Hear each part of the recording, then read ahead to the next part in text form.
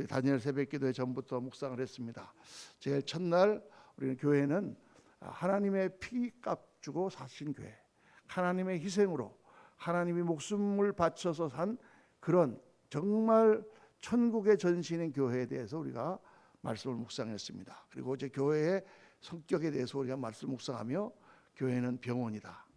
교회는 영혼을 치료하고 사람들의 무너진 인생을 치료하는 그런 병원이다. 또 교회는 일터이다. 우리에게 주신 하나님 나라의 사명을 감당하는 일터다 말씀을 나눴고, 또 교회는 영적인 군대다. 우리가 다 힘을 합하여 땅끝까지 복음을 증거하는 그런 영적 군사요, 마귀의 모든 그런 도전들을 다 물리치고 승리해야 되는 것이 바로 교회다. 그래서 지난주에는 교회는 영적 공동체이다. 우리가 성경이 말씀하는 대로 육에 속한 사람이 있고 육신에 속한 그리스도인이 있고 또 영에 속한 사람이 있다. 우리가 다 영에 속한 사람이 되어야 정말 하나님이 이루시는 참된 교회를 세워나갈 수 있음을 말씀합니다. 오늘부터 한 서너 시간에 걸쳐서 교회, 예수 그리스도께서 말씀하신 교회, 성경에 예수님이 교회에 대해 말씀하신 부분은 딱 한 군데 나옵니다. 사실 두 군데인데 딱 교회라고 하는 단어 자체가 복음서에 두 군데 나와요. 첫 번째가 바로 마태복음 16장에 예수님께서 내가 내 반석 위에 이 교회를 세우리니 라고 말씀하신 바로 그 장면이고, 그 뒤에 이제 18장에 가서 사람들이 교회에 여러 가지 범죄하고 문제가 생기거든 한두 사람이 가서 얘기하고 교회 얘기해서 교회가 가서 권면하고 그래도 듣지 않으면 이방인과 같이 여기라 하는 그 말씀 가운데 교회를 말씀하시고, 교회라고 하는 단어는 오직 이 마태복음에만 기록이 돼 있어요. 그래서 많은 사람들이 마태복음은 교회가 서고 난 뒤에 기록된 말씀일 것이다 이렇게 추측하기도 합니다. 자, 마태복음 16장 18절 말씀 다 같이 한 목소리 읽겠습니다. 또 내가 내게 이르노니 너는 베드로라. 내가 이 반석 위에 내 교회를 세우리니 음부의 권세가 이기지 못하리라. 이 말씀은 참으로 예수 그리스도께서 교회라고 하는 주제에 대해서 하신 말씀이고 우리에게 아주 중요한 그런 내용을 말씀해 주시는 말씀입니다. 그래서 이 마태복음 16장에 나오는 이 교회에 대해서 우리가 한 서너 시간 동안 묵상을 하려고 해요. 여러분 이제 이 가데스 바네아에서 하신 이 말씀이 어떤 배경인지 여러분 잘 아시죠? 예수님께서 이제 마지막 헐몬산에서 모든 이제 그 기도와 또 제자 양육을 마치시고 이제 마지막 예루살렘을 향하여 가는 길이 마태복음 16장부터 시작이 되는 거예요. 그때부터 시작해가지고 이제 28장 끝절까지 부활하시고 승천하실 때까지 쭉 그게 이제 연결되는 말씀인데, 가데스 바네아라고 하는 이제 유대 땅으로 들어오는 길목에 그 베레아 땅에 있는 그 도시에 오셨을 때에 예수님께서 제자들에게 물어보시죠. 사람들이 나를 누구라 하느냐 이렇게 먼저 물어보시니까 제자들이 대답합니다. 더러는 엘리야, 더러는 예레미야, 더러는 선지자 중에 하나라 하더이다. 그때 예수님께서 그러면 너희는 나를 누구라 하느냐 이렇게 물어보니까 베드로가 명대답을 하죠. 여러분 다 아시죠? 다 같이 시작. 주는 그리스도시요 살아계신 하나님의 아들이십니다. 할렐루야. 우리 성도님들 다 외우고 계시네. 이 아주 명대답을 합니다. 주는 그리스도시요 살아계신 하나님의 아들이십니다. 이 대답을 하니까 예수님이 너무나 만족하셔서 바요나 시몬아 내가 복이 있도다. 이를 내게 알게 하신 이는 혈육이 아니요 하늘에 계신 내 아버지라. 그러면서 베드로에게 너는 베드로라. 베드로라는 말은 페트로스, 반석이라는 뜻이에요. 너는 베드로라. 내가 이 반석 위에 내 교회를 세우리니 음부의 권세가 이기지 못하리라. 그리고 내가 너희에게 천국 열쇠를 주노니 누구든지 이 땅에서 매면 하늘에서도 매이고 이 땅에서 풀면 하늘에서도 풀리리라. 이렇게 말씀하시고 예수님께서는 십자가를 이제 지러 가신다고 하는 얘기를 말씀을 처음으로 제자들에게 하세요. 내가 이제 예루살렘에 가면 내가 십자가를 지고 내가 죽음으로 말미암아 교회를 세우는 그 기초를 내가 마련할 것이다 이렇게 말씀하는 거예요. 그랬더니 베드로가 방금 전에 그렇게 아주 대답을 잘했다가 금방 실수하죠. 아니 지금 내 교회를 세운다 그렇게 말씀해놓고 아니 지금 죽으러 가신다 그러니까 그리하지 마옵소서. 주님 앞에 아니 왜 죽는단 말씀입니까? 그러니까 예수님이 사단아 내들어 썩 물러가라. 너는 나를 넘어뜨린 자로다 이렇게 말씀하시고 자기 왜 예수님이 십자가에서 죽으셔야만 교회가 서는가를 자세히 설명해 주십니다. 그러나 제 아들이 그 말을 알아들었을까요? 못 알아들었을까요? 못 알아듣습니다. 그런 말을 처음에 듣고 이해할 수 있는 사람은 아마 아무도 없을 거예요. 예수님이 어떤 말씀으로 이걸 하시는지, 무슨 비유로 말씀하시는지, 과장되게 말씀하시는 것인지 하여간 잘 모르지만 그렇게 이제 성경은 넘어가죠. 그래서 복음서의 교회라고 하는 말을 처음 하신 부분이 바로 이 부분이고, 그 뒤에 이제 교회 얘기하여 권면하고 그래도 말을 듣지 않으면 이방인같이 여기라 하는 그 구절을 빼놓고는 복음서에 유일하게 나와 있는 교회라는 단어는 마태복음 16장에 나와 있는 이 단어입니다. 자, 예수님께서 교회를 말씀하실 때 내가 이 반석 위에 내 교회를 세우리니, 반석에 대해서는 우리가 다음 시간에 묵상하겠습니다. 오늘은 이 교회는 예수 그리스도의 것이다. 왜? 예수님이 내 교회라고 그러셨으니까. I will build my church on this rock, 이렇게 말씀하셨다. 이 반석 위에 내 교회를 내가 세우겠다. 예수님이 세우신다. 할렐루야.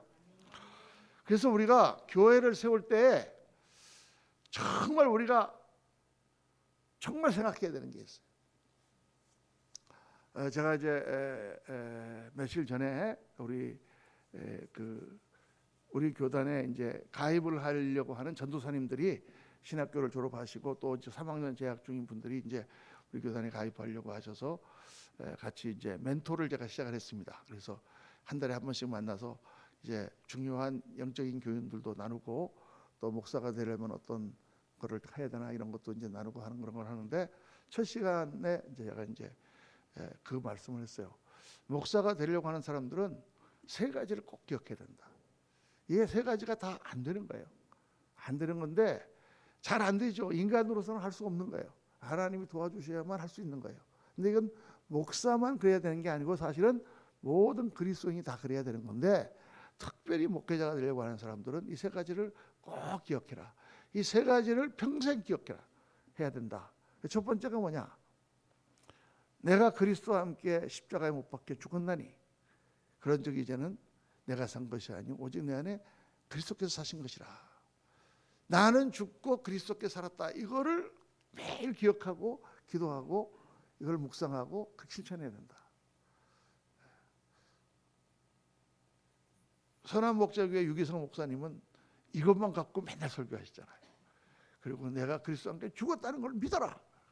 이게 사실 그 말씀을 제가 옛날에 깨달았거든요. 그래서 믿으려고 했는데 안 죽었어. 내가 믿었는데도 안 죽었어. 그래서 이게 참 힘들구나. 저분은 되는데 나는 왜 안 될까? 나중에 이제 몇 년 뒤에 목사님이 그 말씀 하시더라고요. 그래서 제가 이제 샌프란시스코에서 만나가지고 은혜를 받았는데 정말 안 돼요. 우리 안희숙 사모님이라고 그 샌프란시스코에 목회하던 그 목사님의 사모님이 계신데, 그분이 죽으면 죽으리라라는 유명한 책을 썼잖아요. 그런데 그 다음에 후편으로 또 한 권 책을 쓰셨는데 죽어요. 그런데 안 죽어요. 이렇게 썼어요. 내가 예수님과 함께 죽었는데, 내가 죽었습니다. 아멘. 나는 예수님과 함께 죽었습니다. 이렇게 고백을 했는데도 또 살아있어 내가. 그런데 사도 바울의 말씀처럼 나는 매일 죽노라. 매일 죽노라. 안 될 때마다 회개하고, 하나님 내가 또 못 죽었습니다. 나의 옛사람이 아직 살아있습니다. 나는 죽었습니다. 나는 아무것도 아닙니다. 나는 예수님이 하라고 하시는 대로 하는 사람입니다. 나는 순종하겠습니다. 이거를 죽을 때까지 반복하면서 나는 날마다 죽노라 하는 말씀을 실천해야 된다. 여러분도 그렇게 하시기를 주의 이름으로 축원합니다. 첫 번째 조건이에요. 나는 그리스도와 함께 죽었어. 내가 뭐 내 자존심이 어떻고 내가 뭐 어떻고 막 이거는 사실 우리는 없어야 되는 거예요. 둘째는 갑자기 생각이 안 나네. 둘째는 하나님께서 교회를 그리스도의 피, 희생 위에 세우셨잖아요. 희생 위에. 그러니까 둘째는 특히 목회자가 되려고 하는 사람들은 희생하려고 하는 생각, 각오, 그런 목표, 내 인생관은 나는 하나님의 교회를 위하여, 하나님이 세우시는 사역을 위하여 희생하는 사람이다라는 개념을 갖고 있어야 된다. 희생하고 싶지 않으면 목사 되지 마라. 희생하는 것은 뭐예요? 이 땅의 것을 투자하여 영원한 영광을 얻는 거라고 주님 말씀하셨어요. 그러니까 이제 목사님은 희생만 하고 살면 그럼 우리는 어떻게 됩니까? 그러면 우리는 그냥 죽습니까? 그러는데 안 죽여요, 주님께서. 그러나 할 수 있는 한 최대한 대로 희생하며 사는 게 목회자고 또 교회의 정신입니다. 교회는 희생의 본을 보이는 것이 교회의 정신이죠. 세 번째는 사람을 사랑해야 되는 것이죠. 사람을 사랑해야 됩니다. 사람을 사랑해서 주님께서 우리를 사랑하여 목숨을 내놓으신 것처럼 우리가 희생하고 내가 그리스도 안에서 죽음으로 사람들을 사랑하는 거죠. 사람을 사랑할 줄 모르는 사람은 목사가 되려 하지 마라.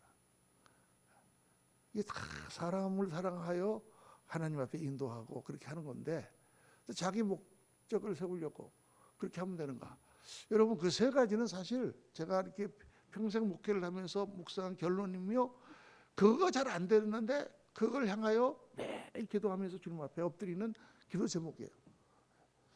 그런데 그것처럼 교회도 마찬가지. 교회도 어떤 교회가 세워져야 되는가? 교회도 사랑하는 교회, 남을 위하여 희생하는 교회, 내가 아니라 주님이 사는 교회로 우리가 세워야 되는 거예요. 왜? 주님의 것이니까. 그런데 우리 교회를 세우기 위해서 옆에 사람들이 땅을 뺏어서 우리가 세운다. 옆에 사람들하고 땅에 분쟁이 생기면 싸워서 세운다. 이렇게 개념을 가지면 안 된다고 말이죠. 다 양보해야 돼요. 양보할 거 다 양보해야 돼요. 교회는요. 목사님 그러면은 우리가 어떻게 삽니까? 우리 이제 장로님께서는 분명히 뭐라고 그러실 텐데. 그래서 목사님은 가만히 계십시오. 제가 알아서 하겠습니다. 사실 교회는 희생하며 존재해야 되는 것입니다. 왜? 우리 게 아니기 때문이에요. 이게 우리 거 같으면 우리가 하는데 우리가 다 돈 내고 우리가 헌금해서 우리가 다 세워가지고 우리가 하는 것 같지만 이 교회는 우리 게 아니고 누구보다 주님의 것이다. 그럼 주님은 이 세상을 위하여 뭘 하셨냐? 그분은 목숨과 피와 물과 다 쏟아서 주셨어요. 그러니까 교회는 어떻게 보면 다 쏟아서 주는 교회를 지향하며 나가야 돼요. 현실적으로 그렇지 못할지라도 사실 그게 교회다. 그 모습을 너무나 많이 잃어버렸어요. 우리는요. 70년대 80년대 교회를 성장시키면서 다 교회가 욕심쟁이들이 됐어. 저 교회보다 우리가 더 크게, 그래서 남의 교회를 뺏어오고 막 가서 막 싸워가지고 경쟁하고 막 그러면서 자기중심적인 그런 교회의 모습을 그게 좋은 정당한 교회인 것처럼 생각한다고 말이에요. 근데 그거는 정말 우리가 주님의 뜻을 어기는 것입니다. 교회가 크고 사람이 많아지는 게 사실 중요한 게 아니에요. 주님의 건데 주님이 뭐가 부족하겠어요? 뭐가 모자라겠어요? 뭐가 없으시겠어요? 주님은 다 가지고 계신 분인데 우리에게 맡겨주신 교회를 아름답게 세우는 게 더 중요해요. 정말 그리스도의 정신이 교회를 통하여 나타나야 돼. 교회는 주는 것이요, 교회는 희생하는 것이요, 교회는 세상의 소망이에요. 세상 사람들에게 그리스도의 빛을 보여주는 게 교회예요. 할렐루야. 그 사람들이 세상에서 어두움 가운데 있다가 빛이 있다. 탈북자들이 압록강을 두만강을 건너면서 두만강을 건널 때 사람들이 그런다잖아요. 너 이제 저기 연배도로 들어가면 뭐 딴 데 가지 말고 빨간 십자가, 빨갛게 되어 있는 십자가만 보면 그리로 가. 거기 가면 뭔가 도움을 줄 거야. 이 사람도 십자가가 뭔지도 모르고 왜 빨간색인지도 모르고 그냥 하여간 넘어오면 그 말을 믿고 무조건 거길 찾아가는 거예요. 그러면 거기에는 목사님이 있고 탈북자가 오면 그 사람들을 받아주고 그 사람들을 먹여주고 돈을 줘가지고 보내고 어디 숨겨주고 다 이걸 해준다는 거예요. 그러니까 그 탈북한 사람들에게 그 빨간 십자가는 뭡니까? 그건 바로 소망이에요. 그들의 희망.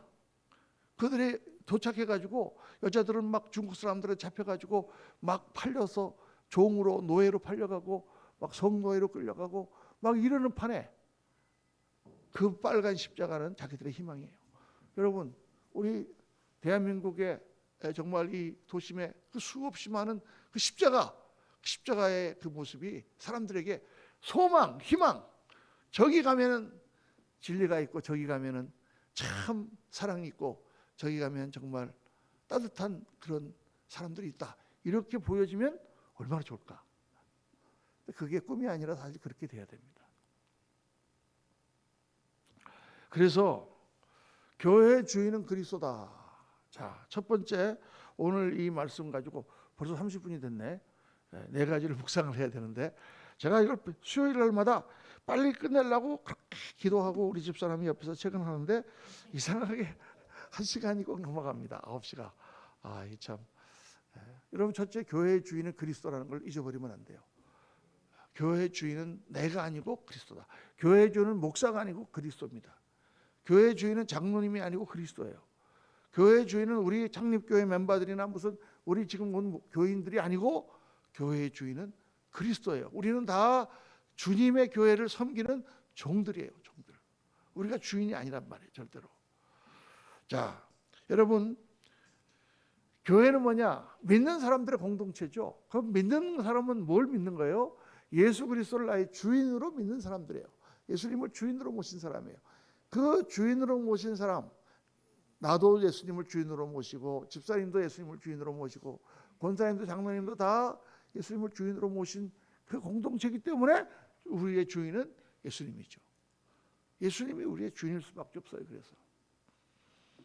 그러니까 늘 예수 그리스도가 우리의 주인이시요 예수님의 교회를 우리가 섬긴다라는 사실을 꼭 기억하고 있어야 됩니다. 사람들이 교회에서 자기의 권리를 주장하며 싸우는 그 이유는 다 교회의 어떤 소유의식을 갖고 있기 때문에 그래요. 교회의 소유의식, 주인의식을 갖는다는 것은 이런 면에서는 좋아요. 손님은 치우지 않는데 나는 내가 주인이니까 저기 더러운 게 있으면 내가 가서 치우고 뭐가 부족한 게 있으면 내가 갖다 치우고 그런 의미에서 주인의식은 참 좋은 것이지만은 그러나 이 교회의 어떤 권리나 내가 이 교회를 이렇게 헌금을 많이 세웠기 때문에 이건 내 거다 이런 소유의식은 없어져야 된다. 교회는 주님의 것이지 어떤 사람도 주인일 수가 없습니다. 한국에서는 한동안에 어떤 교회 그러면 그 교회 이름 잘 모르면 무슨 목사님 교회 이렇게 얘기를 했어요. 여러분, 그 목사님 교회가 아니에요. 그 목사님 창립해서 그 목사님 돈을 내서 설사 교회당을 지었다 손치더라도 그 교회는 목사님의 교회가 아니에요. 제가 이제 우리 한국 선교를 참 열심히 해가지고 2만 5천 명, 3만 명 이렇게 선교사가 나갔었잖아요. 그랬는데 숫자가 많아지면 항상 어떤 현상이 벌어지냐면 숫자가 많아지면 물이 흐려져요. 여러분, 음식도 조금 먹을 때 맛있지 많아지면은 별 맛이 없어요. 물이 흐려지게 돼 있어요. 그래서 그런 법칙 있잖아요. 한계 효용 체감의 법칙인가 뭐 그런 게 있었잖아요. 그래서 숫자가 많아지다 보니까 별 이상한 선교사도 다 있어요. 제가 선교지를 여러 군데 탐방해 봤는데 별 이상한 사람 다 있어요. 우즈베키스탄에 한번 갔는데 우즈베키스탄에서 이제 사역을 하는 목사님 있고 이제 집사님들이 있어가지고 여러 교회를 이제 신방을 하는데 깜짝 놀라는 말하는 소식을 들었어요. 어떤 선교사가 한국에서 왔는데 이제 여기 교회가 필요하니까 한국에서 돈을 다 걷어다가 그래갖고 거기다 교회를 세웠어요. 예배당을 집을 하나 사가지고 교회를 세웠어요. 거기다가 그래서 몇십만 불 한국 같은 몇 억을 들여가지고 교회를 세우고 교인이 한 100명 된대. 그런데 목사는 누가 하느냐? 그 선교사님이 하시는 거야. 원래 우리 교단에 의하면 빨리 현지인에게 넘겨줘서 현지인이 선교를 목사님 하게 돼야 되는데 자기가 하는 거야. 그러다가 이 선교사님이 추방을 당하게 됐어요. 그래가지고 우즈베키스탄을 떠나게 됐단 말이에요. 그래서 카자흐스탄 알마타로 가면서 그 교회당을 팔아가지고 그 돈을 챙겨서 갔다는 것입니다. 그러니까 여러분 말이 됩니까? 순간 그게 어째서 그렇지? 이렇게 생각하시는 분도 있을지 몰라요. 그 교회당을 짓는 돈을 누가 갖고 왔습니까? 그 선교사님이. 그런데 그 교회당이 선교사님 건가요? 한국의 교회에서 다 모금을 해갖고 왔지만 그분이 갖고 왔지만 그 교회당은 그 선교사님이 어떻게 할 수 있는 권한이 하나도 없는 거예요. 그 교회당은 누구 교회당이냐? 예수님의 교회당이에요. 그리고 누구를 위한 교회당이냐? 거기 있는 우즈베키스탄 교인들을 위한 교회당이에요. 그리고 그분이 알마타로 가게 되면 그걸 다 놓고 그냥 가야지 몸만. 그걸 자기 소유로 돼 있고 자기 이름으로 돼 있으니까 자기가 그걸 팔아가지고 그 돈을 챙겨가지고 또 알마타 가서 또 교회를 세우려고. 이게 무슨 비즈니스 무슨 장돌뱅이들의 무슨 뭐도 아니고요. 그 정도로 선교사가 목사가 그 정도로 생각이 잘못되어 있는.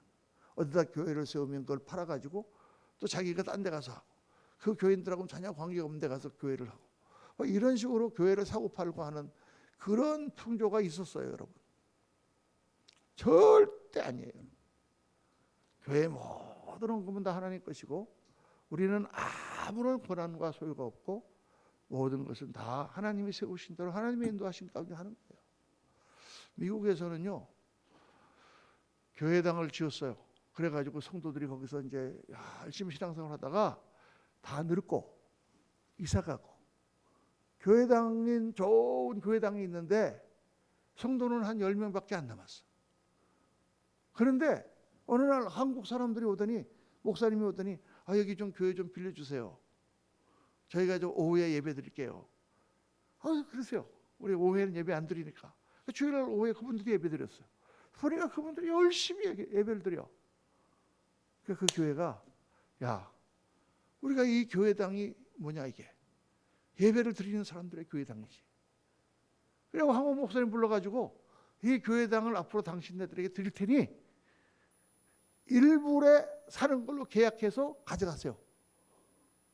실제로 있었던 일이에요, 뉴저지에. 그 예배당을 살라 그러면 거의 10억 가까이 줘야 되는 그런 예배당과 땅인데 그냥 한국 교회에다 다 남겨줬어요. 일부에. 아니 그런 일이 어떻게 있을 수 있나? 미국에서는 또 사실 그 예배당을 팔아가지고 자기들 놀아서 갖지 못합니다. 걸리면 다 감옥 가요.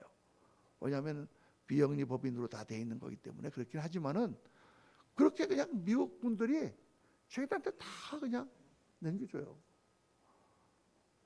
참 그런 걸 보면서 교회라는 거가 뭔가, 교회라는 게 너무 우리는 소유의식에 사로잡혀 있다 이런 생각을 하지 않을 수가 없는 거예요.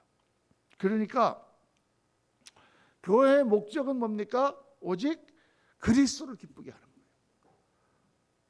거예요. 그러니까 교회의 주인이 예수님이니까 교회는 왜 있어야 되느냐? 주님을 기쁘시게 하기 위해서 있어야 되는 거예요. 그러니까 우리가 이게 왜 이 말씀을 제가 하느냐면 우리가 무슨 일을 의논하거나 무슨 일을 행하거나 교회에서 뭐를 한다 할 때 이렇게 어떻게 할까 이렇게 할까 저렇게 할까 뭐 좀 더 뭐 이렇게 교회를 넓힐까 좁힐까 뭐 이런 생각들을 많이 하잖아요. 의논을 하잖아요. 또 무슨 뭐 강대상을 바꿀까 어쩔까 뭐 이런 여러 생각도 많이 하잖아요. 그렇죠? 여러 가지 생각들을 다 할 때 모든 대소사를 의논할 때 우리가 생각해야 될 첫 번째 기준은 뭐냐면 이것이 주님을 기쁘시게 하는 일인가? 이걸 주님께서 기뻐하실까? 지금 터키에 지진이 일어났습니다. 지진이 일어났는데 어떡하죠? 그래서 기도를 해보니까 너희가 조금이라도 힘을 합해서 도와줘라. 그렇게 하는 것이 주님이 기뻐하시는 뜻이에요. 또 김준영 선교사님한테서 메시지가 왔어요. 그래서 우리가 이게 주님이 기뻐하시는 일이구나 하고 우리의 헌금을 모아서 보내는 거예요, 여러분. 선교사를 왜 파송하느냐? 우리 교회가 뭐 이름 내기 위해서 하는 게 아니라 우리 교회가 선교하는 교회로 되는 것이 주님이 기뻐하시는 일이에요. 그래서 그 말씀을 따라서 우리가 어렵지만 짜가지고 선교사님을 해서 우리가 보냅시다. 그렇게 주님이 기뻐하시는 일을 하니까 모든 필요한 것을 주님께서 공급해 주세요. 주님이 일하시는 거죠. 그게 참된 교회의 모습이다. 그렇게 하다가 목사님 우리가 망하면 어떡합니까? 망하면 망하는 거지 뭐. 교회가 주님 건데 내가 망하나? 저는요 한번 옛날에 목회하다가 한번 그런 적이 있었어요. 막 성도님들이 막 교회를 나가고 막 들어오고 막 그러는데 너무 스트레스가 받는 거야. 그런데 한번 딱 생각을 해봤어요. 성도님들이 다 나가면 어떡하지? 그러니까 할렐루야. 그럼 내가 목사 안 하면 되지. 그거 너무 좋은 거더라고. 성도들이 다 나가면 나 목사 안 하면 되잖아. 그래서 내가 그 다음날 딱 그랬어요. 여러분 교회 나가려면 다 나가세요. 그럼 저는 할렐루야예요. 저는 목사 안 하고 그냥 딴 거 하면 돼요. 제가 그랬어요. 그래요. 사실 주님 건데 주님 것이 주님 교회를 우리가 세우는 건데 주님이 하라고 그러시면 하고 안 하라고 하면 안 하는 거죠. 주님이 성도님들에게 하라고 하는 걸 우리가 하는 거거든. 그러니까 이거를 우리가 주님을 기쁘시게 하는 것에 포커스를 맞추면은 항상 교회는 성경 말씀대로 거룩한 목표를 향하여 믿음으로 나가게 돼 있어요. 이거를 잊어버리기 때문에 자꾸 인간적인 생각을 가지고 우리들의 공동체를 만들고 우리들의 건물을 세우려고 하니까 문제가 되는 거다. 그러니까 이게 교회 사역의 초점이 돼야 된다. 그리고 또 하나, 교회에 대하여 우리가 섬기고 헌신하는 것은 다 누구에게 하는 거예요? 주님께 하는 거예요. 우리 김현미 간사님이 나와서 찬양을 열심히 불렀습니다. 누굴 위해서 한 거예요? 주님을 위해서, 주님께 드리는 찬양을 한 거예요. 물론 우리들을 즐겁게 하고 우리가 찬양을 하도록 인도하고 이끄는 역할을 했지. 그러나 주님을 위해서 하는 거예요. 목사가 목회를 합니다. 누구를 위해서 내가 이 목회를 하고 헌신을 하는 거예요? 주님을 위해서 하는 거예요. 물론 제가 하는 모든 일은 성도들에게 가서 하고 성도들을 위로하고 성도들을 인도하는 일을 하지만 그 모든 것은 주님께 드리는 거예요. 주님께 드리는 거예요. 그래서 제가요 목회를 딱 하면서 초창기 때부터 전도사 때부터 지금까지 35년 동안 목회를 하면서 제가 성도들에게 하지 않는 말이 있습니다. 고맙습니다라는 얘기를 안 해요. 왜냐하면 나한테 한 게 아닌데 왜 내가 고맙다고 그래? 제가 이제 전도사 때 신방을 갔거든요. 이제 그 전도를 하려고 지나가다 보니까 한국철불이라고 딱 한글로 간판이 써 있어요. 아, 이제 한국 분이구나.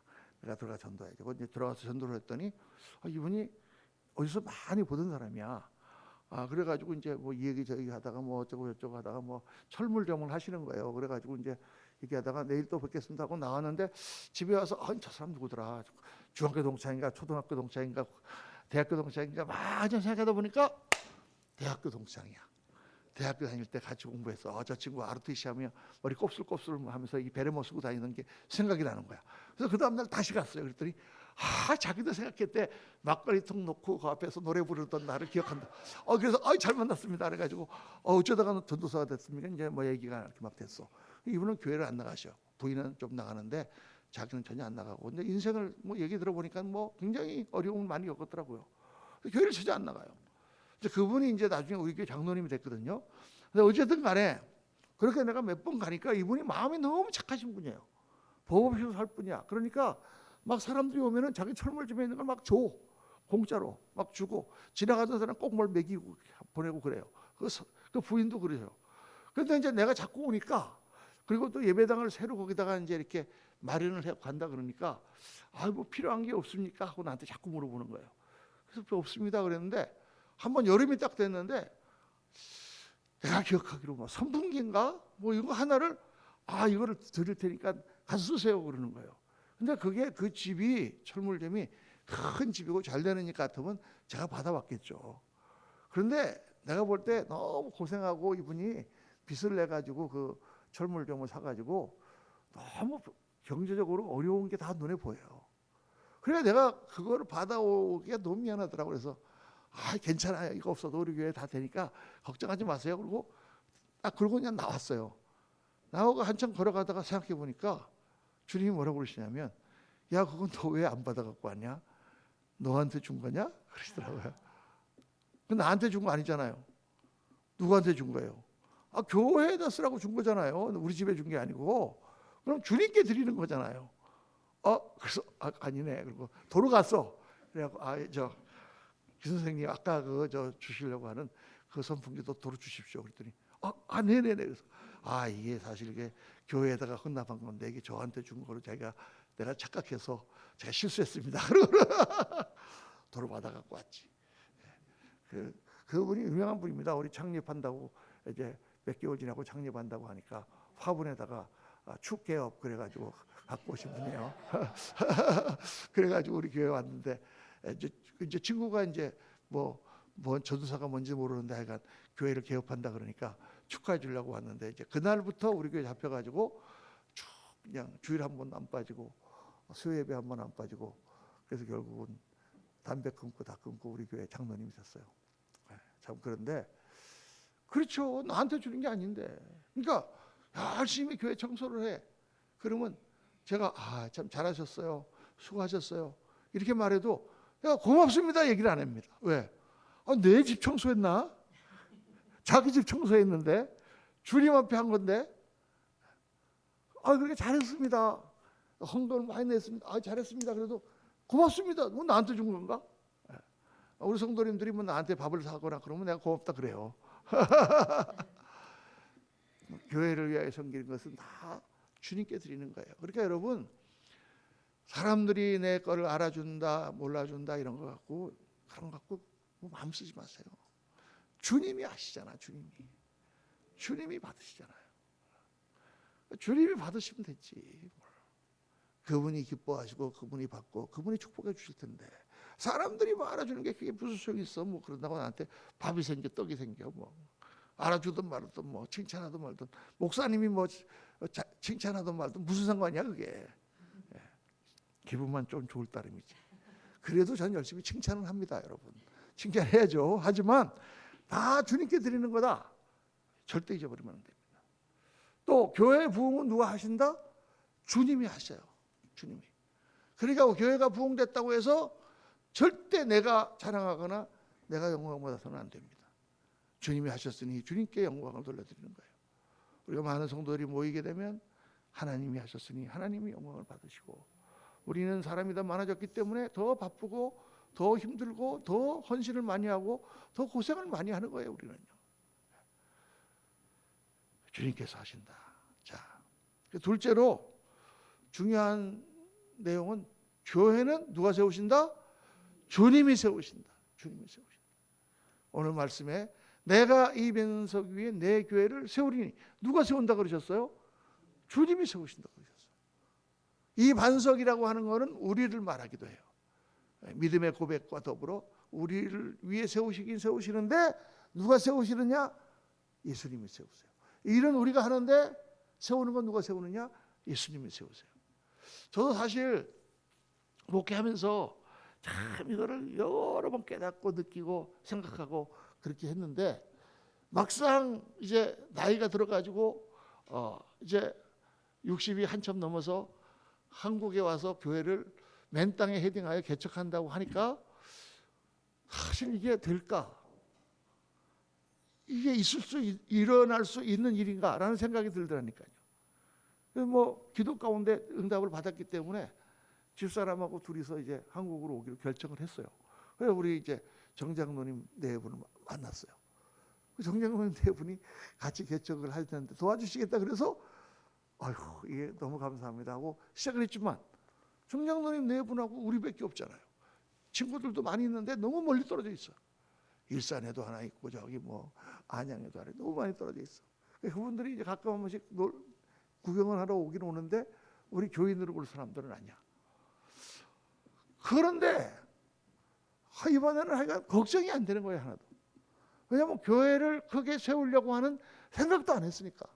예배당을 빌리려는 생각도 안 했어요. 여러분. 그냥 하여간 예배를 드리자. 하나님의 교회니까. 근데 하나님께서 그냥 딱 우리 최 권사님을 만나 계셨어. 할렐루야. 최 권사님 만났는데 최 권사님 은혜를 받으셨나 봐. 근데 사위하고 딸을 또 데리고 오셨어.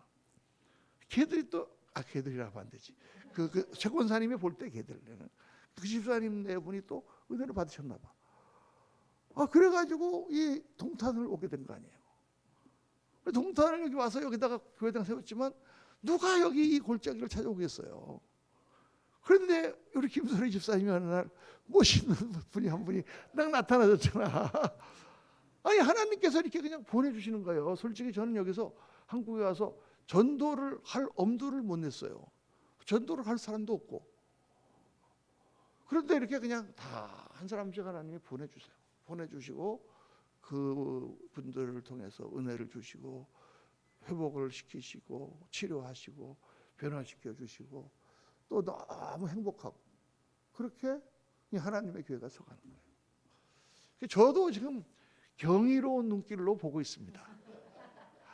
하나님이 이렇게 하시는구나. 자, 그동안의 목회를 35년을 했지만은 정말 하나님이 하시는 거구나. 내가 하는 게 아니구나. 이거를 정말 깨닫게 해주시는 것 같아요, 여러분. 그래서 교회에 대하여 걱정하지 마세요. 교회에 대해서 필요한 거 다 채워주셨어요. 우리 교회처럼 재정이 넉넉한 그런 교회가 없는 것 같아요. 할렐루야. 교회는 사람이 모여 세우는 게 아니야. 교회는 하나님이 세우시는 거예요. 그러니까 주님의 인도하심을 따르는 거예요. 주님이 이리 가라 하면 이리 가고, 저리 가라 하면 저리 가고. 저도 막 처음에 와가지고 뭐 이렇게 집을 어떻게 사볼까, 이게 아니 그냥 임대로 이렇게 있으면 계속해서 이게 또 가라 그러면 어떡하지, 오르면 어떡하지, 막 이런 거 갖고 처음에 막 고민을 했는데 조금 이렇게 지나 보니까 이게 내가 고민할 일이 아니야. 왜? 내 건가? 주님이 알아서 하시겠지. 정말 주님이 알아서 하시는 것 같아요. 그래서 그렇게 맡기고 주님이 하라고 하시는 대로 순종해 나가면 교회는 절로 세운다. 그러니까 교회를 세우는 일을 우리가 열심히 하려면 어떻게 해야 되느냐? 주님을 의지해야 돼요. 주님께 기도하고 하나님이 무엇을 기뻐하시는가, 하나님 무엇을 원하시는가를 살펴보고 우리가 그렇게 가면 돼요. 주님을 잘 의지하고. 그래서 저도 이거를 지금 다시 생기지만 여러분들이 꼭 기억하셔야 됩니다. 실제로 주님이 세우시는 주님의 교회이기 때문에 주님께서 통치하셔야 됩니다. 교회를. 주님이 다스리셔야 돼요. 왜 이제 이 말씀을 하냐면 교회는 반드시 주님께 복종해야 되잖아요. 근데 우리 이제 성도님들이 이렇게 같이 이제 지금은 사람이 적지만은 숫자가 많아지면 이제 뭐 재직회도 생기고 당회도 생기고 막 이렇게 생기잖아요. 그러면 교회마다 다니다 보면은 너무 교회 안에서 싸워. 왜 싸우느냐? 다 의견이 각각인 거예요. 의견이 각각이니까 다 자기 주장이 옳다고 생각하니까 서로 부딪히고 싸우는 거예요. 그리고 우리 한국 분들은 토론 같은 거, 토의 같은 거 잘 못해서 부딪히면 상처를 받아요. 그냥 저 사람이 나랑 의견이 다르네. 나는 잔디를 심자 그랬는데 저 사람은 자갈을 심자 그러네. 이렇게 생각하지 않고 지가 나보다 나이도 어린 게 내가 잔디를 깔자고 그랬는데 어떻게 자갈을 깔자고 그래. 아니 나이 어린 거하고 지금 그거하고 무슨 상관이에요? 상관이 없는데 우리는 그렇게 생각한단 말이에요. 내가 저한테 말이야 돈을 갖다가 얼마를 옛날에 빌려준 적이 있는데 지가 나를 갖다 반대를 해? 아니 돈 빌려준 거하고 의견 다른 거하고는 관계가 없는데 우리 한국 사람들은 꼭 그런 게 있어가지고 회의를 잘 못해요. 회의하면 싸워. 그래서 어떤 교회는 회의하지 말자. 근데 사실 그것도 성경적이 아니거든요. 우리가 다 성령님께서 어떻게 인도하시는가를 우리가 다 성도님들의 의견도 들어가면서 해야지 그냥 혼자서 밀고 나가면 안 되는 거잖아요. 그렇죠? 그러니까 그런 우리가 모임을 갖거나 어떤 생각을 나누거나 이렇게 합시다 저렇게 합시다 할 때 우리가 주님께 기도하고 주님께 복종하는 그 훈련을 해야 된다는 것입니다. 그러니까 주님의 뜻에 어긋나는 것을 교회가 한다는 것은 주님을 모독하는 거예요. 그리스도의 얼굴에 먹칠을 하는 거예요. 교회가 주님의 뜻에 어긋나는 일을 하는 것은 얼굴에 먹칠하는 거예요. 내가 예를 들어 보면은 어떤 교회 교인이 많이 모이는데 파킹장이 없어가지고 길에다가 불법 주차를 쭉 해놓고 경찰서나 이런 데다가 돈을 매겨가지고 딱지를 못 띄게 하고 온 주민들은 그 교회 때문에 주일날은 주차를 못한다. 뭐 이런 식으로.